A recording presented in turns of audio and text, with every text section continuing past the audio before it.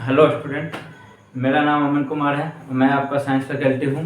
Science में भी रसायन शास्त्र पढ़ा रहा हूँ। और आपको पिछली कक्षा में मैंने वर्गीकरण के बारे में बताया था कि तत्वों को वर्गीकरण से क्या लाभ है। आप लोग को होप है कि वह याद होगा। और वर्गीकरण के बाद हमने वर्गीकरण के मतलब किस प्रकार बांटा था वह हम लोगों ने डिस्कशन किया था। पहला था धातु अधातु। धातु और अधातु हम लोग को एक चैप्टर में पढ़ना है, इसलिए इस चैप्टर में हम धातु अधातु के वर्गीकरण पर बात नहीं करेंगे। संयोजकता पे बात करेंगे, क्योंकि संयोजकता आगे हम लोग चलेंगे तो आगे आपको बढ़े पढ़ाएंगे। एक बार संयोजकता की परिभाषा आप लोग रिवाइज कर लीजिए। संयोजकता कहते किसको है? संयोजकता किसी तत्व के वास्तव कक्षा में अष्टक पूरा करने के लिए जो इलेक्ट्रॉन लेता है, जितना इलेक्ट्रॉन देता है वह उसकी संयोजकता होता है उस तत्व का।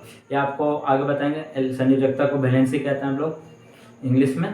चलिए, इसके बाद डोबनेर का तिर्यक नियम था, फिर न्यूलैंड्स का अष्टक नियम, मेंडेलीव, फिर मोसले का आधुनिक आवर्त सारणी। तो हम लोग अभी आधुनिक आवर्त सारणी को पूरा डिटेल में पढ़ेंगे, क्योंकि उसी पे क्वेश्चन पूछेगा। और क्वेश्चन तो सभी से पूछेगा, लेकिन जो मोसले का जो आधुनिक आवर्त सारणी है उसी को अभी फॉलो कर रहे हैं पूरा साइंटिस्ट लोग।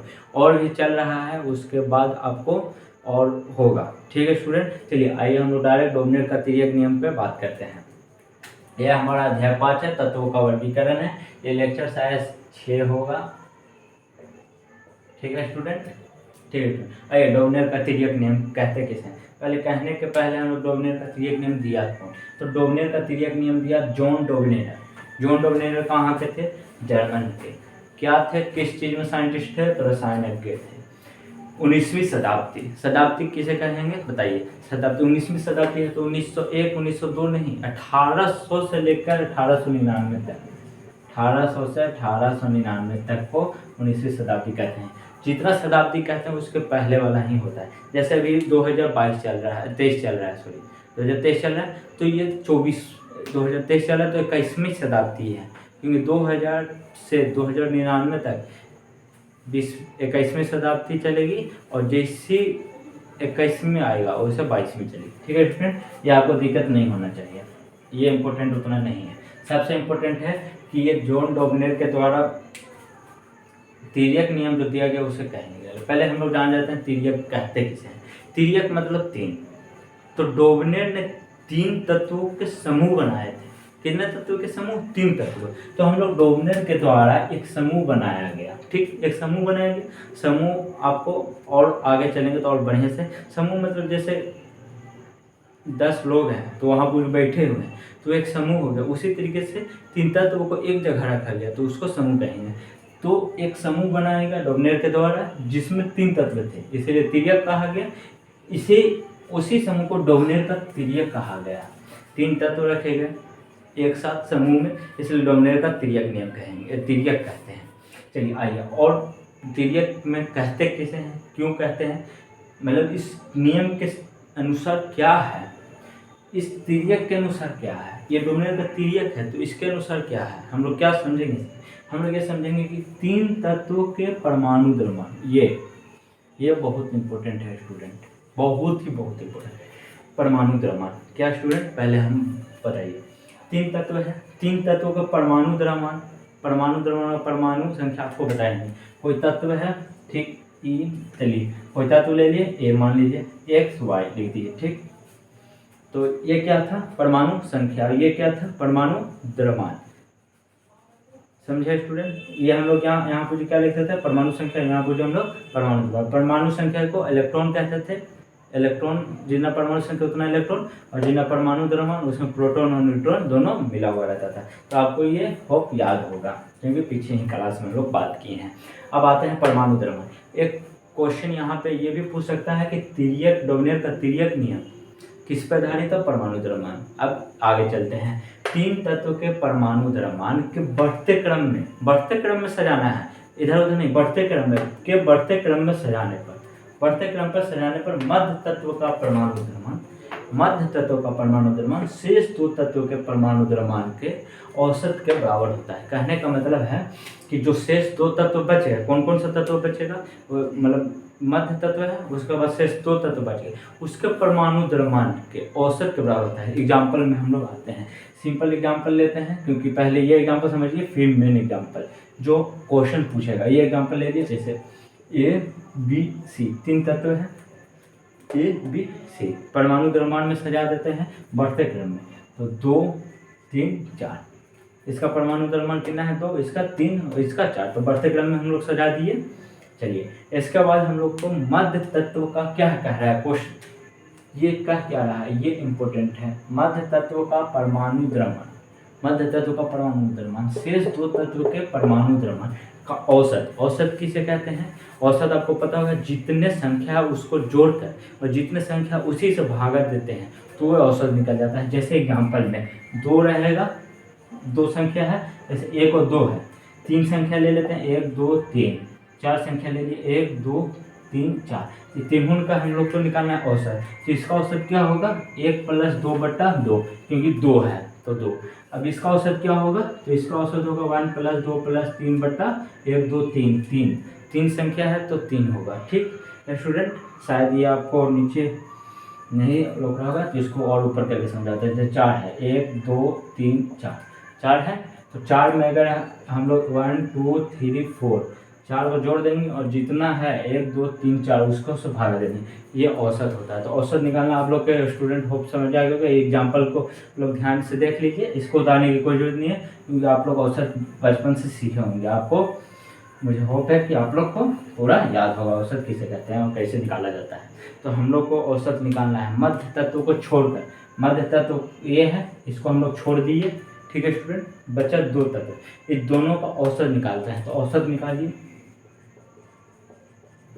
औसत निकालिए 2 + 4/2, औसत निकल गया 6/2, 3 बार में कर लिया।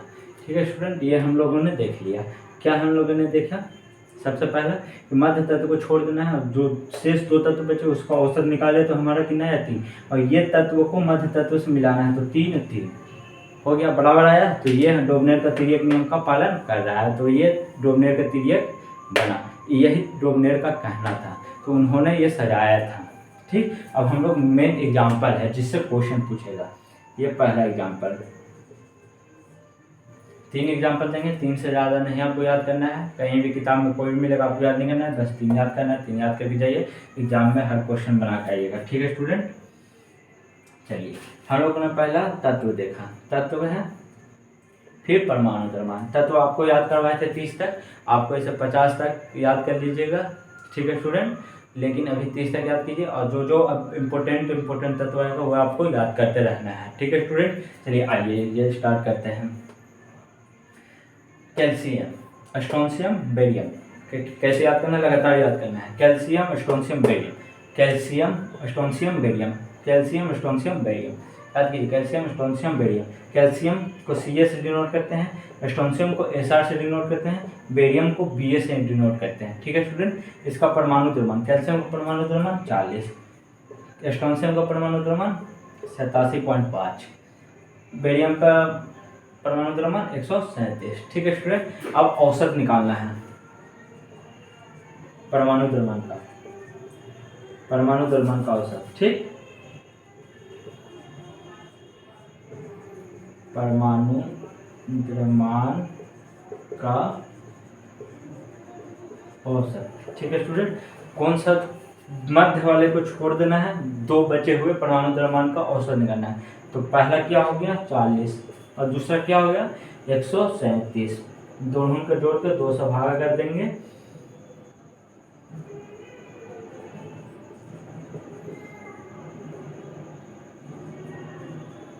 सतासी 87.5 आ गया। आप लोग देखिए कीजिए, परमाणु द्रव्यमान औसत निकालेंगे 40 + 137/2 कितना हो गया, ये दोनों को जोड़ेगा 177/2 आएगा, और उसको आगे दिखा, ये इससे मिल गया। इसका मतलब ये डोबनेर का तिर्यक नियम का पालन कर रहा है, और जो डोबनेर का तिर्यक नियम पालन करेगा वो डोबनेर का तिर्यक कहाएगा। और यही एग्जाम्पल आपको याद कर जाना है एग्जाम में, बस यही आएगा।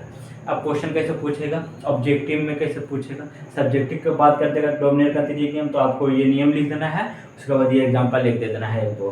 तो ये तो ऑब्जेक्टिव सब्जेक्टिव हो गया। अब ऑब्जेक्टिव कैसे पूछता है बच्चों, स्टूडेंट, ये सब्जेक्टिव ऑब्जेक्टिव इस तरीके से पूछेगा, लिख देगा कि निम्न में से कौन सा डोमिनेट का तिर्यक नियम नहीं पालन करता है। पहला एग्जाम्पल स्टोन, कैल्शियम स्टोन से बेरियम, पहला दे देगा, दूसरा लिथियम सोडियम पोटेशियम, दूसरा दे देगा, फिर तीसरा में क्लोरीन ब्रोमीन आयोडीन, तीसरा दे देगा, चौथा दे देगा हाइड्रोजन लिथियम ब्रेनियम ही दे देगा।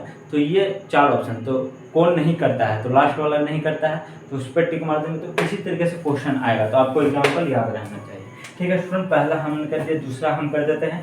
चलिए ये आप लोग अपने से कीजिएगा, ये इजी है, हम ये करके बताते हैं क्योंकि इसमें थोड़ा सा अलग, थोड़ा सा देखिए ये आपको अपने से करना है। ये होमवर्क हो गया, एग्जाम्पल 2 होमवर्क, ठीक, ये हम करते हैं, ये आपको होमवर्क करना है। ठीक है स्टूडेंट, अब ये हम करते हैं। ठीक है स्टूडेंट, आइए इसमें औसत निकालना है परमाणु द्रव्यमान का।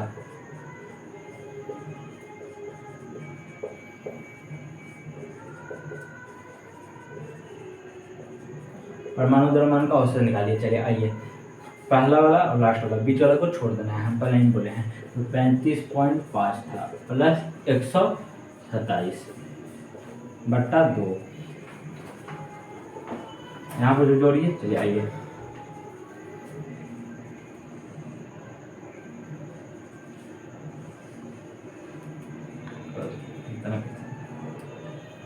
सात 5 12 और 3 2 5 6 162 आया, 162.5 आया। चलिए अब इसको भाग देते हैं, तो 81.25 आता है। ठीक है स्टूडेंट, ये देखिए क्लोरीन और आयोडीन के औसत निकाले और जितना 81.25 आया, लेकिन ये क्या हुआ, ब्रोमीन 80 ही है, ये 81 है, तो ये तो नहीं मिला, तो ये तिर्यक नहीं होगा। एग्जाम्पल 3 तिर्यक नहीं है, आप लोग को लग रहा होगा कि नहीं है, लेकिन ये है। इसके आसपास आना चाहिए, जैसे एग्जैक्ट आए चाहे ना आए, लेकिन आसपास आना चाहिए। एग्जैक्ट आता है बहुत का, लेकिन ये थोड़ा सा अलग आता है, तो ये भी है तिर्यक ही। तो इसको कंफ्यूज होके कि नहीं कि ये 81.25, और ऐसे सर ने बताया था कि एग्जैक्ट आना चाहिए, बराबर आना चाहिए मध्य तत्व का, आप लोग को सही कहना है। लेकिन ये एग्जाम्पल ऐसा ही है कि ये भी है तिर्यक नियम में, लेकिन ये बराबर नहीं आता है। तो ये स्टूडेंट हमारा वो डोमिनेट का तिर्यक नियम पूरा एग्जाम्पल के साथ आपका। तो आज डोमिनेट का तिर्यक नियम बता दिए।